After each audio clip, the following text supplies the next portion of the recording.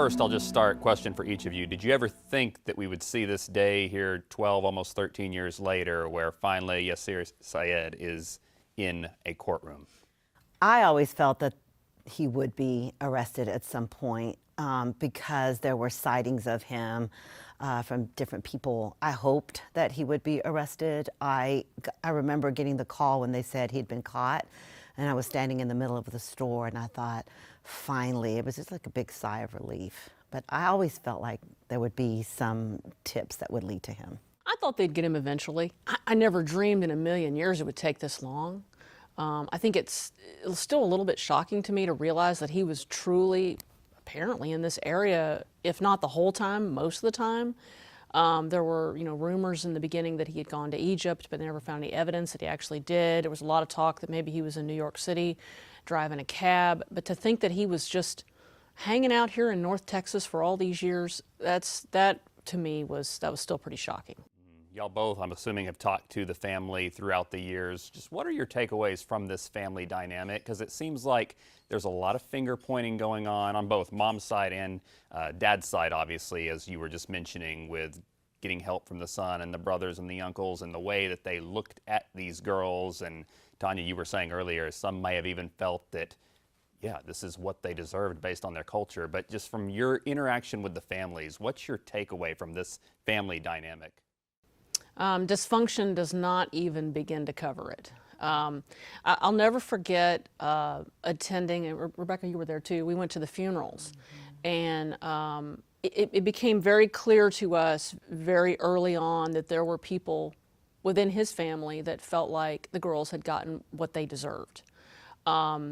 Islam, the brother, I remember meeting him at the funeral, and he was acting very odd. I forget what he was angry about, but he was having some kind of confrontation with one of the boyfriends. He was mad because Joseph was there. Yeah, and so you just got the sense that there wasn't a lot of emotion or grief for the death of these girls. And the other thing that still sticks out to me is these girls dressed in pink, the pink, pink flower in their hair, the pink lined caskets. It was surreal. And then we went from that funeral to a second funeral at the mosque, and I'm trying to think of the right word, but it was very just sterile. You didn't get the feeling that there was a whole lot of care for these girls, and it was heartbreaking. And then just the whole way this went down. I mean, these girls had convinced their mother to flee the state, and they go to Kansas, and then they go to Oklahoma. They rent this apartment, and then she brings them back. I mean, I'll never in a million years understand that. Yeah, I think there was a lot of frustration with Mom because there had been allegations of sexual abuse prior to the murders. They'd gone to the police, they'd talked to family members, they'd talked to the boyfriend. And though I do believe that Mom was also a victim of violence at the hands of Yaser Said, there are police reports that indicate that.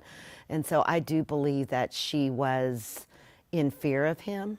But there was a lot of anger because a lot of people pointed the finger at her. Could she have done more to prevent this from happening, considering that the girls were crying out for help? These two girls, I mean, they are the victims, Sarah and Amina. From what you have been able to gather, either from the family or friends, just it sounds like these girls grew up American girls, even though they had an Egyptian father, and obviously it sounds like that just did not mesh, which is why we're here today in this situation. Yeah, I mean, they were taking, Amina was taking Taekwondo, she was working at a store, but it was also just so weird because it was like their every move was being recorded by their father. He was recording everything that they were doing, and sometimes it was just really creepy. And while they wanted to live American lives, he very much wanted them rooted in his traditions. And I do believe that that caused a lot of friction between the girls and their father. Well, they were like prisoners. They really were. He wanted them, like Rebecca was saying, to live this very traditional lifestyle. But these girls, these were all American girls. You know, Amina had a scholarship a full ride scholarship. Was it University of North Texas? I think so. She had, Oklahoma. But anyway, she had a full ride scholarship. Amina had a full ride scholarship. Sarah wanted to be a doctor. These girls had dreams for their lives, and it was not to live this kind of subservient, submissive style existence that their mother had lived with their father. That was not what they wanted.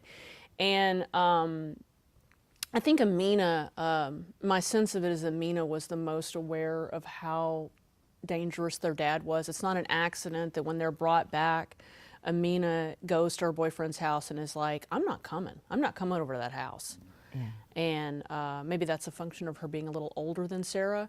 But, you know, I'll never understand as a mother how you would convince Amina to leave safety to come go with Yaser somewhere. Why don't you go with him? Well, I just, there's so many things about this case that I just don't understand. Well, I think that, you know, also you have to remember Patricia married him at 14 years old. She was clearly, I mean, I'm not making excuses for mom, but he very much had control over her as well. She was 14 years old when they got married. She had her first baby at 16, That's true. The son, and then the two young girls after that. And so, you know, he definitely had his thumb over that entire family. In fact, in some ways, it's a miracle that she got up the gumption to even leave the state. Yeah. I mean, you know, this was not a woman who traditionally had bucked Yaser. But you leave the state and then you come back. I still just, I mean, they fled Christmas Day. And rented an apartment. If you listen to some of the recordings, though, the brothers, they're threatening this family. They're threatening Patricia. They're screaming. They're yelling at them. They're in fear that they're all going to get killed. But I do think that Patricia very much knew the dangers that her daughters were in, but she made some bad choices, I believe.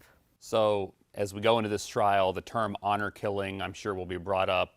Tanya, you were saying a lot of people don't like that term because they see no honor in what happened. But from covering this story, in our culture, it just seems so unfathomable. But what pushes people, family members, to do this honor killing, this act of what is called honor killing? I mean, honor killing is a tough word. I don't know if it's the right word. Maybe it is. But it also is indicative of domestic violence. Mm-hmm. You know, and a domestic abuser, when they are losing control, and Yaser was losing control. He was losing control of those girls, and to a certain extent, he was starting to lose control of Patricia.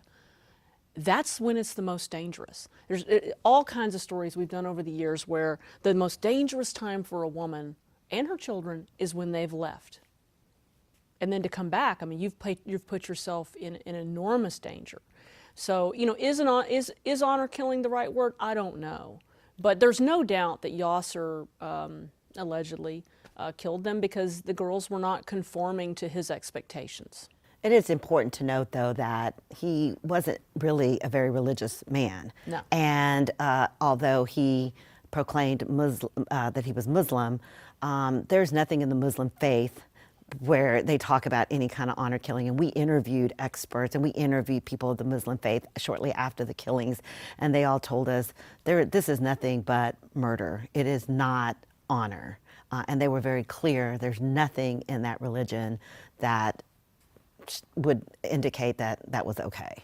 I would say I don't think it's religious. I think it was more cultural, more cultural. You know, because like Rebecca said, you know, Yaser was not the guy at the mosque every week. He was not particularly religious, but he had come from Egypt, and he had very strong ideas about a woman's role.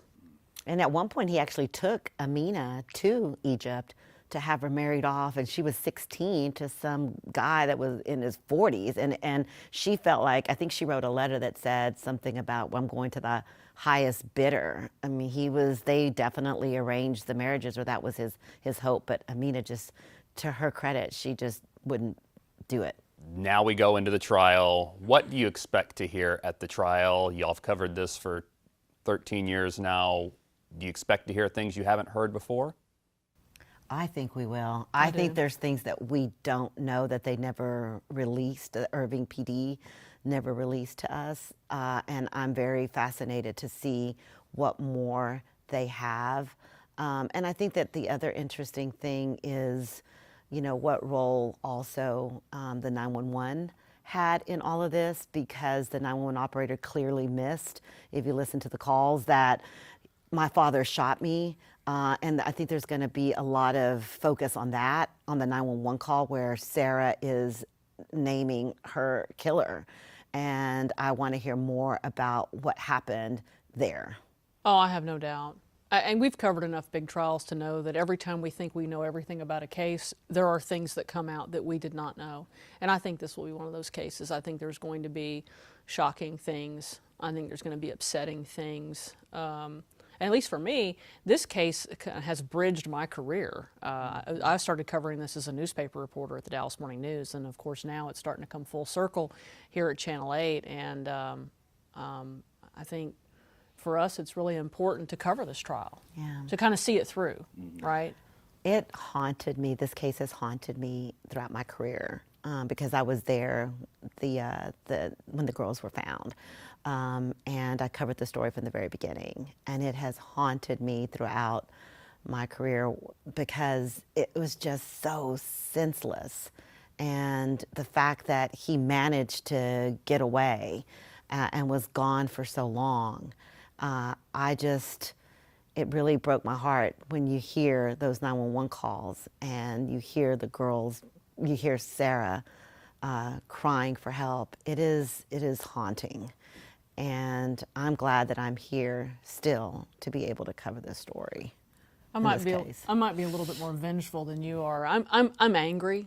I'm angry that it took so long. I'm angry that these girls died. They didn't deserve this. I mean, this is appalling that this could happen in our country. It was truly an appalling case. And so, yeah, I'm still angry all these years later. And, these girls would be in their 30s now. Sarah wanted to be a doctor. Amina had dreams. They both had dreams. And these women would presumably be, young and successful, going on about their lives. Instead, they're buried in some weed overgrown cemetery. That's sickening. And but it didn't shock me that his son was part of hiding him out. It didn't shock me that the brother was part of it. I think we'll probably hear testimony that there's going to be other family members that were involved in hiding him out. I mean, the amount of time that he was on the lam and apparently close to the area, he clearly had a whole lot of help. And it's interesting because I recently pulled some of his records at the jail, and he had been writing to the judge. And in those letters, he barely mentions them, but he obviously takes no responsibility. He is the victim, which is typical of sociopaths and narcissistic people. They don't take the blame for their actions. And again, this is all alleged, but clearly he is not going to take the blame. He is not going to be the one that says, oh yeah, I made a mistake. He's just going to stay down the path that he was somehow victimized. Yeah. When we cover these trials, we bring in a lot of legal experts who provide their analysis. With this one, how much do you expect his attorneys to talk about the act of honor killing and whether or not something else was motivating him? I don't know what necessarily their defense strategy will be, but how do you negotiate that cultural difference or that cultural disparity as far as what we know here in America and what was obviously a big part of these killings? Honestly, I think this is going to be very much like the Billy Shamirmir case. I think the prosecution is going to present their evidence. I think the defense is going to present no evidence until sentencing. I don't know how you defend him.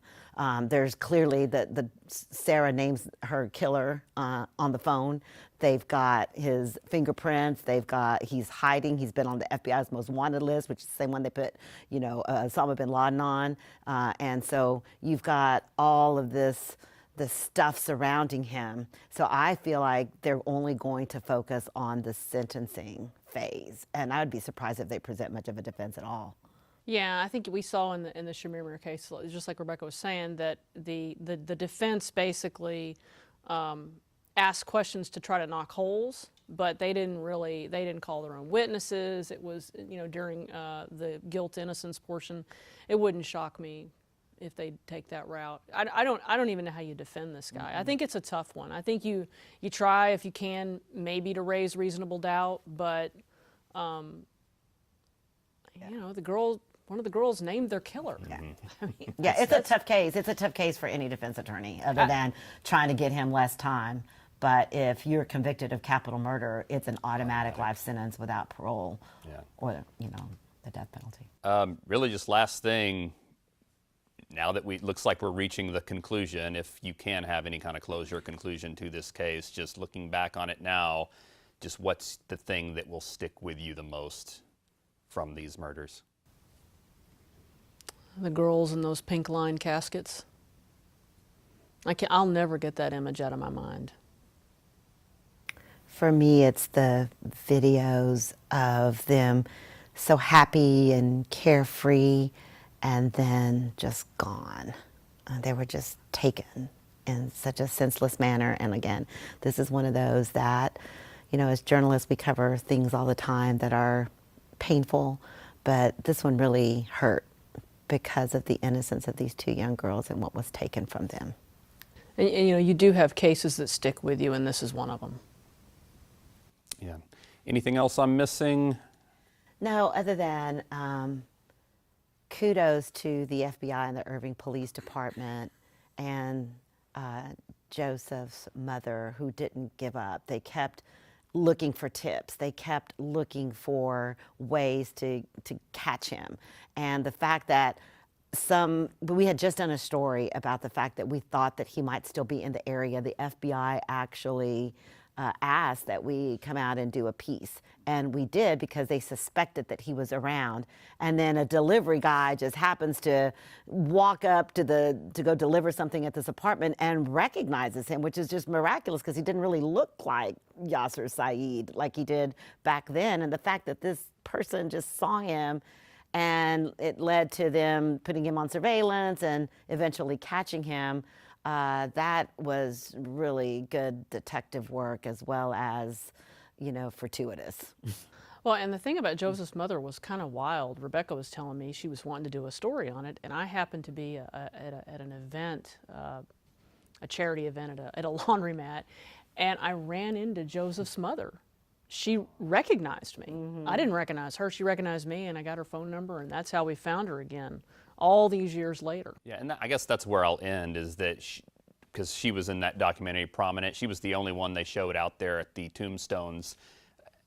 Does it strike you as odd or strange that this is a boyfriend's mother who's really kind of pushing this case and showing the most compassion, whereas even the girl's mother, it didn't seem like it seemed like she should be in that role when she wasn't? To me, it's telling.